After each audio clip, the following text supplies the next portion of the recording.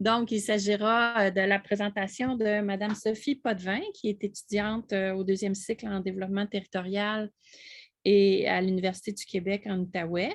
Donc, avant de travailler sur ce projet, Mme Potvin a travaillé sur un projet de recherche portant sur les organisations syndicales régionales sous la supervision du professeur Thomas Colomba.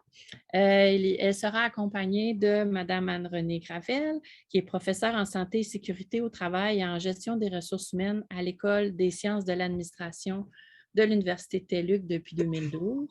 Donc, dans ses travaux, la professeure Gravel adopte une perspective analytique féministe pour étudier et comprendre les impacts des modes de gestion et d'organisation sur la santé et la sécurité des travailleuses et travailleurs évoluant dans le secteur de la santé et des services sociaux.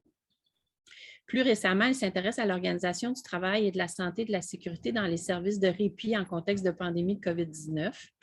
Elle est membre de l'équipe de recherche interdisciplinaire sur le travail santé, genre, égalité, qui est associée au Centre de recherche interdisciplinaire sur le bien-être, la santé, la société et l'environnement, Symbiose, de l'UQAM. Elle est aussi membre du Réseau québécois en études féministes et Mme Gravel assume actuellement la présidence du syndicat des professeurs et professeurs à la Télé-Université et la vice-présidence de la Fédération québécoise des professeurs et professeurs d'université. Merci beaucoup. Donc, peut-être juste, il y a quand même un lien avec la présentation précédente d'Isabelle. Donc, là, on va plus dans le terrain. On fait parler finalement le personnel, les gens du milieu des centres de petite enfance. Aujourd'hui, je présente vraiment des résultats très préliminaires parce qu'on est vraiment dans tout début du processus de recherche. Donc, le contexte actuel fait bien ressortir les effets là, des politiques d'austérité dans plusieurs domaines. Parce que nous, c'est ça notre intérêt de recherche, c'est les impacts des règles budgétaires là, sur... donc, notre étude, finalement, analyse les impacts d'une des politiques, là, soit la réforme du mode de financement des centres de la petite enfance, qu'on appelle couramment les CPE.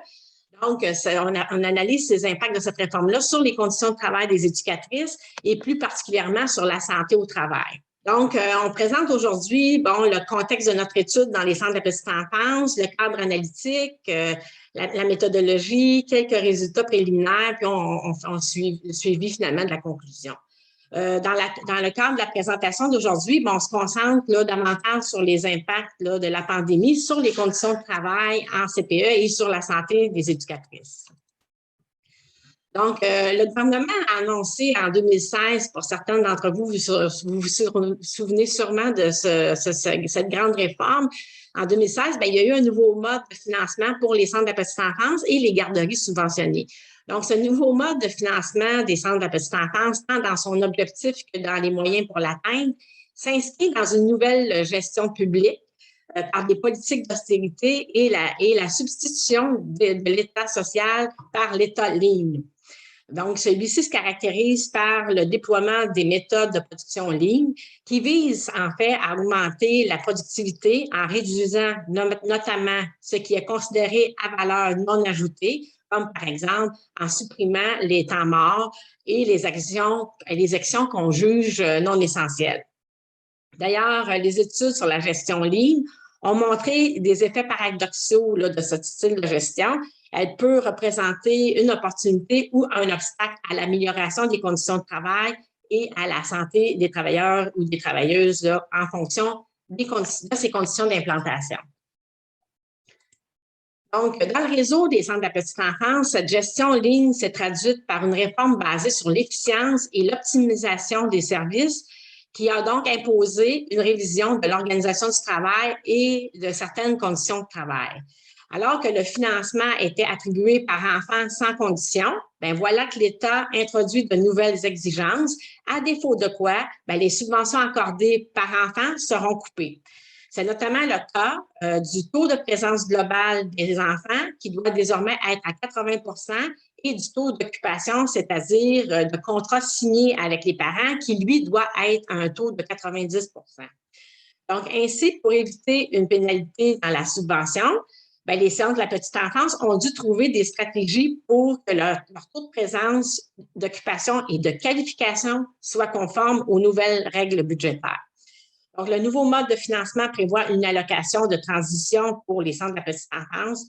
Donc, au minimum, 30 % des dépenses de cette allocation devait être consacré à l'accroissement de l'efficience du CPE, ce qui impliquait pour les centres de la petite enfance et les garderies subventionnées de revoir leurs pratiques de gestion ainsi que les méthodes de travail et les processus mis en place afin de réduire les coûts de fonctionnement. Donc, la pandémie est venue ajouter certaines contraintes dans le fonctionnement habituel des centres de petite enfance. Par exemple, le lavage régulier des mains ainsi que la désinfection du matériel, des équipements et des surfaces fréquemment touchées. Les changements dans les conditions de travail entraînés par la pandémie ont exacerbé certains effets du nouveau mode de financement qui est implanté en 2016. Donc, l'objectif de notre recherche, dans le contexte du nouveau mode de financement imposé par le gouvernement en 2016, notre recherche vise à documenter les leviers et les obstacles affectant les conditions de travail et la santé des travailleuses dans les centres de la petite enfance. Dans la présentation d'aujourd'hui, on vous présente un état préliminaire des lieux depuis l'implantation de la réforme et dans le contexte de COVID-19. Nous allons donc nous attarder aux effets de la COVID sur le travail et la santé des éducatrices et expliquer comment la réforme de 2016 contribue à accentuer ces effets. Donc, sur le plan méthodologique, nous reprenons une approche écosystémique de la santé au travail qui s'inspire du modèle de production sociale de la santé et de la sécurité. C'est un modèle qui s'inspire des travaux de Geneviève Barry-Gingras et de Montreuil. C'était publié dans un livre en 2013, un livre fort intéressant d'ailleurs sur la santé au travail. Cette approche est intéressante car elle tient compte des inégalités sociales et de genre. Donc, on y reviendra, on pourra voir, constater à quel point c'est important d'utiliser une approche qui tient compte des effets de rapports sociaux de sexe là, pour mieux comprendre finalement les impacts de cette réforme-là sur le travail et les conditions de travail et la santé des éducatrices. Du point de vue de la méthode, les données préliminaires présentées proviennent d'une analyse qualitative qui s'appuie sur des catégories conceptualisantes. Là, à ce niveau-là, on s'inspire naturellement de paliers. Donc, notre présentation d'aujourd'hui se base sur la revue de presse, sur la jurisprudence et sur les normes et conventions collectives. Et aussi, on s'appuie également sur des entrevues semi-dirigées. On s'entend que les entrevues sont à un stade préliminaire. Là, présentement, on a 3 entretiens auprès de membres d'associations défendant les centres de la petite enfance, les intérêts des centres de la petite enfance. On a un entretien avec une représentante du syndicat régional, avec 2 membres de la direction des CPE et 2 éducatrices des centres de la petite enfance. Il y avait une de ces 2 éducatrices qui agit aussi comme représentante du syndicat local. Donc, sur le plan des résultats préliminaires, dans un premier temps, nous présentons les résultats concernant les impacts de certains aspects de la réforme en lien avec la COVID. Ces résultats seront présentés en 3 points, donc les impacts de la réforme, les impacts finalement sur le travail des éducatrices et finalement sur leur santé. Dans un deuxième temps, on va présenter comment la gestion de la pandémie en centre de la petite enfance a pu, en effet, exacerber les impacts de la réforme. Donc, afin d'éviter, comme là, on revient au niveau de la réforme comme telle, donc afin d'éviter les pénalités dans les subventions en vertu du taux de qualification, de présence et d'occupation, et pour minimiser les temps morts, la réforme s'est notamment traduite par l'abolition de postes importants pour les éducatrices, tel que le confirme la jurisprudence et les entrevues qu'on a réalisées. Là. Par exemple, on a pu constater à travers la revue de la littérature et nos entrevues qu'il y a eu la perte des agents de soutien pédagogique et technique. Donc, ces personnes-là offraient sur demande un soutien pédagogique et technique aux responsables des services de garde en milieu familial ou aux éducatrices en CPE. On a aussi pu constater la perte de l'aide éducatrice ou de l'aide générale, ce qui n'est pas sans impact là, sur la COVID, entre autres. Ensuite, on a pu constater la maximisation du temps. Donc, le temps de travail fait référence à la durée et à l'aménagement du travail. Donc, dans le cas des éducatrices, il a été modifié de plusieurs façons, tant par la réduction des heures de travail que la modification des horaires de travail des éducatrices. En plus de subir une diminution des heures de travail, les éducatrices ont dû ont subi aussi une modification de leur horaire de travail. Donc, par exemple, dans certains centres de la petite enfance, alors que les postes d'accueil des enfants et de fermeture des services de garde étaient assumés par des aides éducatrices, bien là, ces tâches-là ont été réparties entre éducatrices, affectant leur horaire au quotidien. Donc, les éducatrices doivent soit commencer plus tôt ou finir plus tard, selon l'heure d'entrée et de sortie là, des enfants du CPE. Donc, il y a aussi eu la maximisation de la présence des enfants, donc ce qu'on appelle beaucoup la gestion des enfants remplaçants.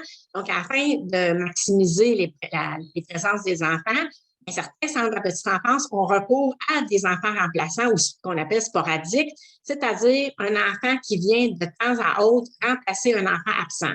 Donc, cette pratique a des effets sur le travail des éducatrices. Donc, la représentante régionale précise que les éducatrices trouvent ça très difficile sur 2 plans. Donc, elle nous dit, premièrement, il faut que tu connaisses l'enfant, mais tu ne connais pas cet enfant-là. Donc, tu ne sais pas quel enfant va arriver pour remplacer celui qui est absent. Et des fois aussi, on nous demande jusqu'à faire des appels nous-mêmes aux parents. Il y a une place ici, bien, vous pouvez venir ce matin, par exemple. L'autre chose, on trouve ça difficile parce que l'enfant, il arrive, il va pleurer avec tes activités. Ça veut dire que tes activités sont mises de côté parce qu'il faut que tu consoles cet enfant-là et tu oublies les 7 enfants qui sont à côté ou bien les 9 enfants, etc. Donc on voit là que ça entraîne des impacts là, sur le travail au quotidien des éducatrices. Donc, il y a aussi des impacts sur la tâche. Donc, nos données, comme les récentes données disponibles sur les conditions de travail en centre de la petite enfance, montrent que les tâches des postes abolis ont été transférées aux éducatrices. Donc, la description de poste des éducatrices prévue à l'annexe A de la Convention collective nationale est rédigée en termes très généraux, incluant diverses tâches en relation avec les fonctions d'éducatrice. Donc, il y a des CPE qui vont jouer sur cet aspect-là pour redistribuer le travail aux éducatrices. Ce que la représentante, finalement, syndicale, là, elle nommait les fameuses tâches connexes. Donc, on a pu constater aussi un alourdissement du travail. Donc, ainsi, au quotidien, bien, les éducatrices doivent prendre ces tâches supplémentaires pour atteindre les objectifs poursuivis par le programme éducatif à l'enfance du ministère de la Famille. Donc, en plus, là, avec la COVID qui vient jouer dans le portrait, en plus du lavage et de la désinfection, bien, les données recueillies indiquent qu'elles sont responsables de l'accueil, l'organisation des locaux, qu'elles assurent également une partie de l'administration pour les parents, etc. Donc, précisons que les éducatrices doivent assurer ces tâches supplémentaires dans un contexte de réduction des heures de travail. Donc, on a également pu remarquer avec la réforme qu'il y a un impact là, au niveau du sens du travail. Puisque justement les effets pervers de la réforme contribuent à réduire le temps passé auprès des enfants, bien, comme le dit cette éducatrice, bien, on avait un beau partage de temps avant. Donc, on avait le temps de monter nos locaux pour différentes activités. Par exemple, pour monter un parcours safari dans ton local, mais tu avais un peu plus de jus. Là, du jus, tu n'en as plus. Tu t'organises avec le temps que tu as. Évidemment, bien, au niveau de la santé, on a pu constater de l'épuisement. Donc, les résultats préliminaires de notre recherche montrent qu'il y a 3 effets potentiels là, sur la santé. Il y a 3 effets, entre autres, qui ressortent principalement. C'est l'épuisement, la surcharge, une augmentation des congés de maladie. Et les personnes qu'on interroge à date, là, parce qu'on continue nos entrevues, nous disent qu'elles souffrent d'épuisement. Au niveau de la santé, bien aussi, on a pu constater la surcharge, la charge mentale là, et l'importance des responsabilités associées à ce travail. Là, on constate vraiment une augmentation de la charge mentale. Et comme l'a dit cette éducatrice, puis c'est la réalité. C'est ça qui est difficile dans notre travail, de gérer tous les parents, les exigences du ministère, les exigences de ta gestionnaire, les exigences de ton travail, puis c'est wow, c'est beaucoup. Donc, on le constate, là. Puis là, on n'a pas encore les effets de la COVID qui s'ajoutent à ça, là, dans ce discours. Donc, finalement, comme on a pu le constater à travers pas mal les écrits là, de la revue de littérature, comme dans nos résultats préliminaires, ben selon, on constate une augmentation des congés de maladie. Là. Donc, selon les syndicats qui représentent plus de 10 000 éducatrices, celles-ci ont été si affectées par les coupes des dernières années que leurs congés de maladie ont connu une hausse incroyable en 1 an. Donc, les prestations d'assurance pour invalidité longue durée ont en effet bondi de 63 là, de 2015 à 2016 à 2016 à 2017. Donc, on voit tous les impacts à ce niveau-là. Et la représentante de la santé et sécurité de l'Association québécoise des centres de la petite enfance qu'on a pu interroger note des effets de l'augmentation aussi. Là, elle aussi constate une augmentation du nombre de congés de maladie. Donc là, elle a un extrait de verbatim, mais là, on manque de personnel, on ferme des groupes. Ça, c'est l'effet précis qu'on voit présentement et la difficulté à trouver des remplaçantes pour des arrêts et des congés durant l'année, le reste de l'année. On voit qu'il y a une accentuation. Ça, c'est très inquiétant pour nous parce que c'est sûr qu'il va avoir un effet sur le fonctionnement des centres de la petite enfance. Donc, le résultat de tout ça, de cette réforme-là, c'est que les éducatrices interrogées affirment penser quitter depuis la réforme. Donc, et ça, on peut le voir aussi dans les résultats de recherche là, qui sont parus ou même dans la revue de la presse. Donc, selon un sondage interne mené auprès de 2700 éducatrices en service de garde à l'enfance en 2019, bien, la centrale des syndicats nationaux montrait que 23 des éducatrices affirmaient avoir l'intention de quitter leur emploi ou prendre leur retraite d'ici les 2 prochaines années en raison de la dégradation des conditions de travail. Donc, ça, on voit tous les impacts finalement de la réforme de 2016. Là, en lien avec la COVID, là, je vais passer la parole à ma collègue Sophie, mais on va revenir aussi, là, Sophie va faire une revue de la presse, mais moi, je vais revenir aussi avec d'autres résultats là, qui ressortent de notre travail de recherche là, pour le moment, mais en lien vraiment avec la pandémie. Alors, Sophie, je te cède la parole. Merci Anne-Renée. Oui, donc on voit là en fait que tous les facteurs qui ont été énoncés par Anne-Renée s'accentuent en fait pendant la période de la pandémie. C'est vraiment ce qui est ressorti de la revue de presse. Donc justement pour l'alourdissement du travail, alors qu'il y avait déjà un alourdissement du travail avec l'ajout des tâches dues à la réforme, bien là les éducatrices en fait doivent en plus redoubler de vigilance dans les interactions avec les enfants, puis dans les interactions des enfants entre eux aussi. Donc là, encore une fois, j'ai un extrait ici d'éducatrice qui avait été interviewée pour un article de journal. Donc, la pandémie change aussi grandement la dynamique de travail. Les travailleuses doivent faire preuve de vigilance avec tous les gestes des enfants, de la manipulation des jouets à la surveillance des gestes de prévention. Donc, c'est ça, de s'assurer que les enfants, quand ils jouent ensemble, qu'ils peuvent garder une certaine distance, qui ne partagent pas nécessairement les jouets. Donc, ça complexifie beaucoup leur travail. Quant à la perte du sens du travail, comme Anne-Renée l'a mentionné un peu plus tôt, la réforme du mode de financement, ça avait eu un impact de relayer les tâches de lavage puis de la désinfection aux éducatrices. Mais là, en fait, avec la COVID-19, ces tâches-là qui étaient dites connexes représentent maintenant pour certaines éducatrices l'entièreté de leurs tâches. Donc, tu sais, rendu là, ils n'ont même plus de contact vraiment avec les enfants. Tu sais, on pourrait presque parler d'un changement de carrière, là. Donc, c'est comme, ils se retrouvent à juste plus être avec les enfants. Ils sont juste affectés à la désinfection. Donc, on voit encore ici un autre extrait. Oh, bon, c'est bon.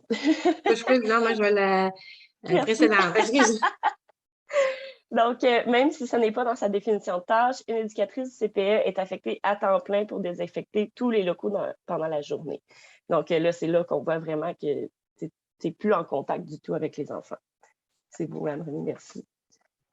Quant aux impacts sur la santé, encore une fois, ça ressort que quant à l'épuisement, il y a tellement une adaptation qui doit être faite, donc l'adaptation aux équipements de protection, donc masque, visière, le sarrau aussi, l'ajout des différentes tâches associées à la pandémie, bien, ça affecte le bien-être puis le niveau d'énergie des éducatrices. Ça avait été mentionné d'ailleurs dans la présentation précédente, là, de travailler avec tout ça dans un milieu avec les enfants, ça bouge beaucoup, ça demande beaucoup plus d'efforts.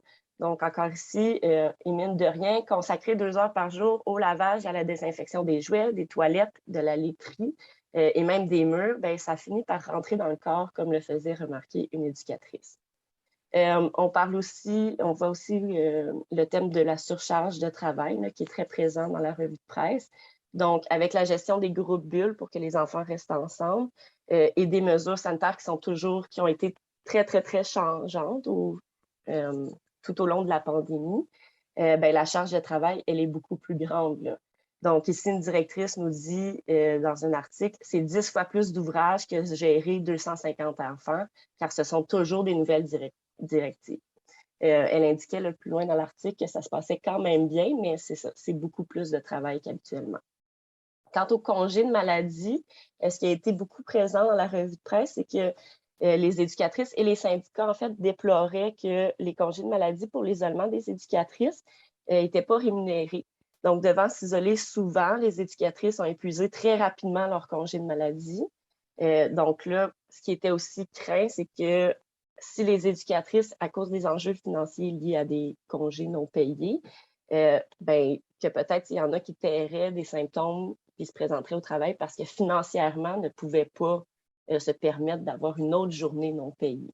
Donc, c'était aussi une des inquiétudes. Donc, on voit ici là, qu'il y avait la présidente du Conseil central du Bas-Saint-Laurent qui indiquait que 80% des éducatrices ont dû gruger dans leur banque de maladie ou s'absenter sans être rémunérées, et tout ça pour assurer la sécurité, en fait, du public. Quant aux impacts sur la pénurie de main-d'œuvre, ben là, encore là, de manière générale, la pandémie a amené avec elle une grande vague d'épuisement au sein du personnel, ce qui a amené certaines éducatrices à quitter leur emploi tout simplement. Aussi avec l'alourdissement du travail, là, puis les risques qui sont associés aussi, qui étaient associés pendant la pandémie. Pour certaines éducatrices, c'était des enjeux liés à leur santé. Ben, il y a certaines éducatrices, en fait, qui ont pris leur retraite plus tôt que prévu.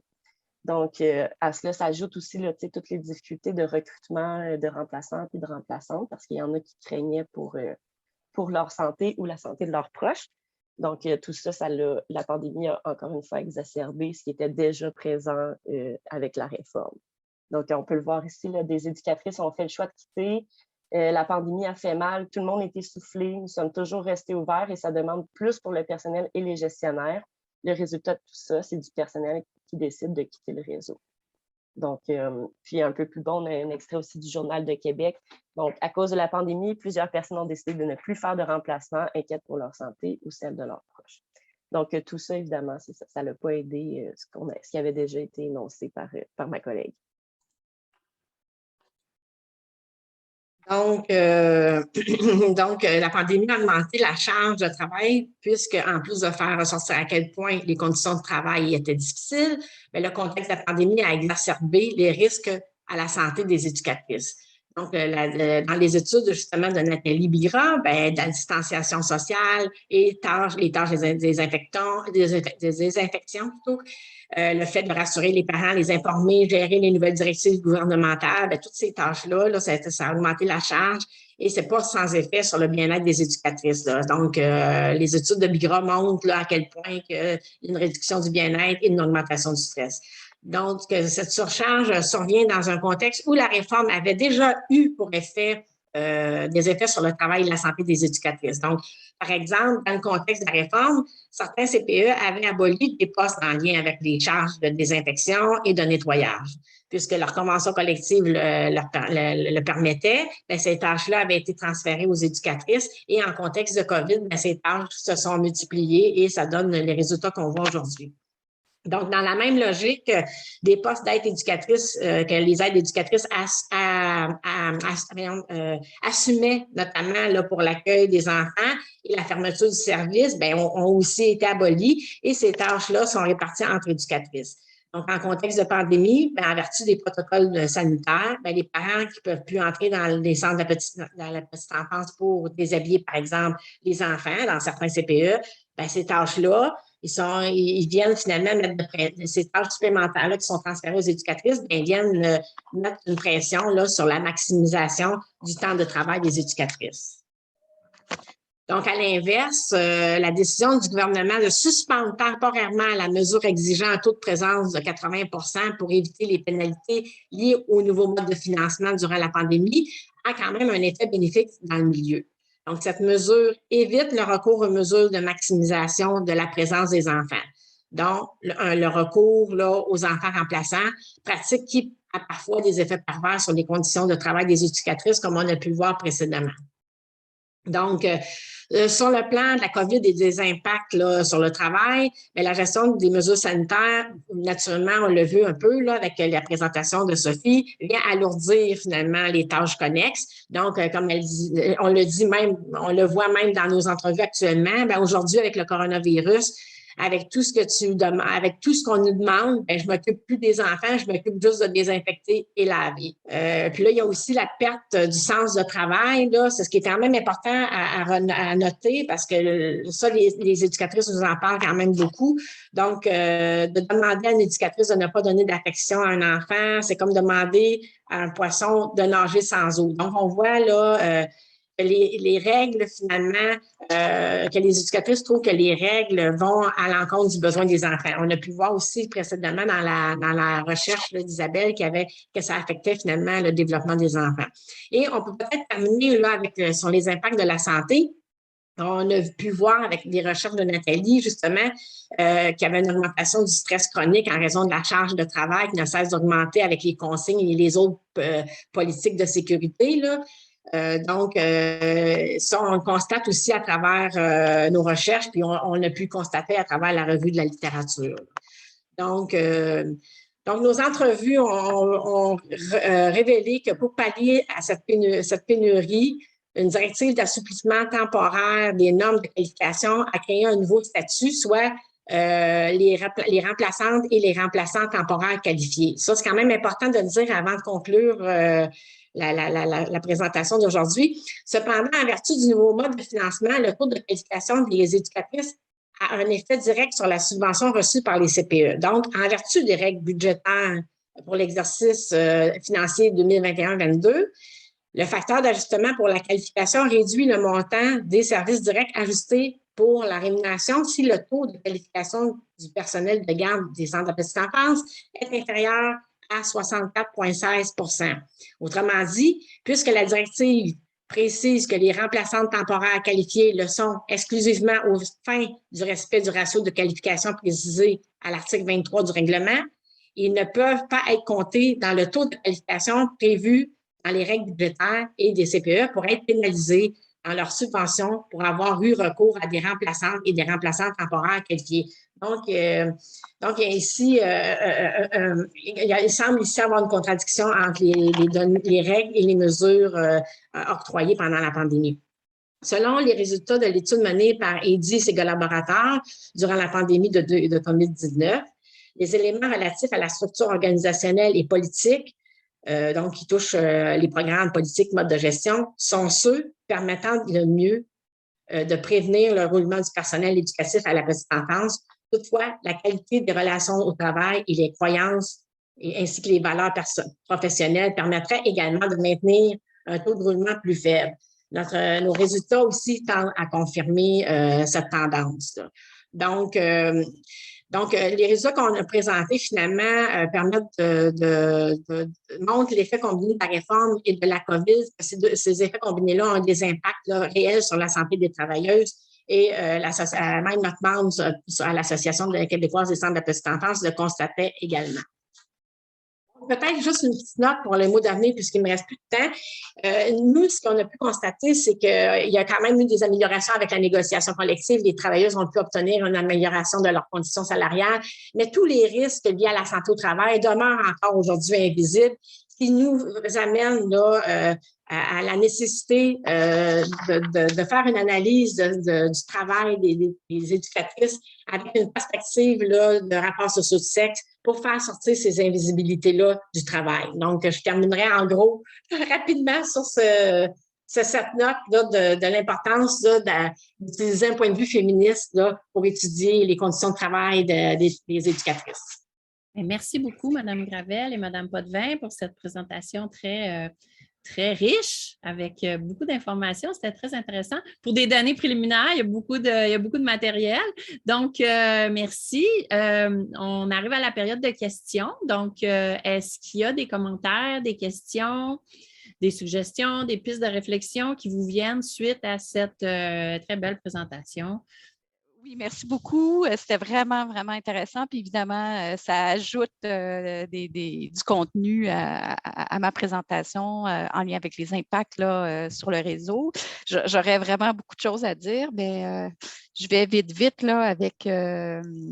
c'est ça, je voulais dire aussi que, tu sais, tantôt vous disiez qu'il y a les règles sanitaires qui allaient à l'encontre du développement des enfants. Puis, je sais qu'il y a toute une réflexion actuellement, puis il y a Caroline Quash qui est derrière ça aussi, à se dire, est-ce qu'on n'a pas été trop sévère avec les mesures sanitaires dans le réseau? On capte aussi dans votre présentation qu'il y a vraiment eu une bascule de la mission éducative vers une mission sanitaire et il y a un équilibre à venir chercher dans les prochains mois. Aussi, tantôt, vous avez parlé des enfants à consoler, là, puis dernièrement, on nous disait que en ce moment, les enfants de la COVID, les jeunes enfants qui sont en service de garde, c'est incroyable comment, au plan affectif, il y a des lacunes et qu'ils sont toujours dans les bras des éducatrices. Donc, c'est difficile, c'est un des impacts.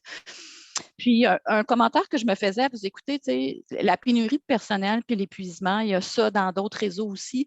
Et je trouve ça vraiment dommage actuellement comme société qu'on n'est pas capable. Tu sais que quand tu es épuisé, pour te reposer, il faut que tu ailles en congé de maladie.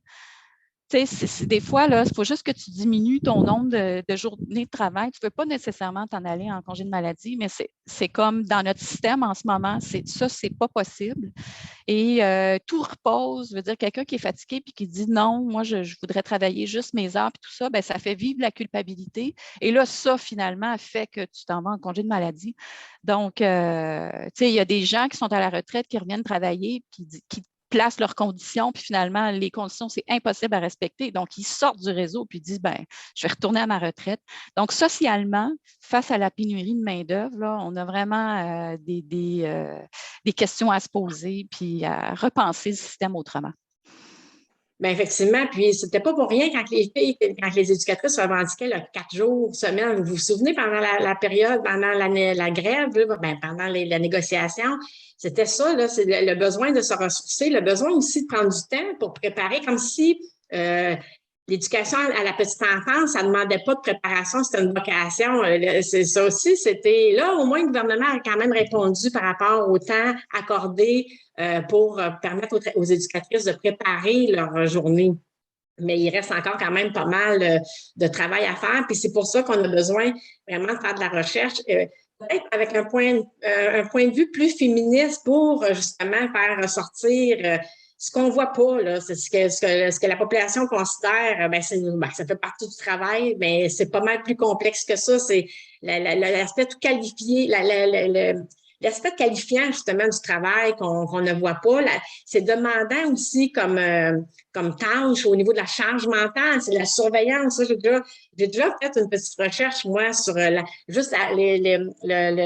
regard, la direction du regard chez les éducatrices. Là, quand j'avais présenté ça à les gens n'en revenaient pas de voir à quel point que la charge mentale, juste au niveau de la direction du regard pour les éducatrices, était énorme comparativement à beaucoup d'autres métiers. Donc, c'est tous des aspects qui sont invisibles que là, on espère avec notre projet de recherche de faire ressortir là, que les politiques, les anciennes politiques qui ont toujours fait les règles budgétaires ont quand même encore des impacts aujourd'hui et s'aggravent finalement avec l'arrivée de la COVID. Donc là, c'est pour ça que les éducatrices qu'on interroge nous disent on pense de changer de métier.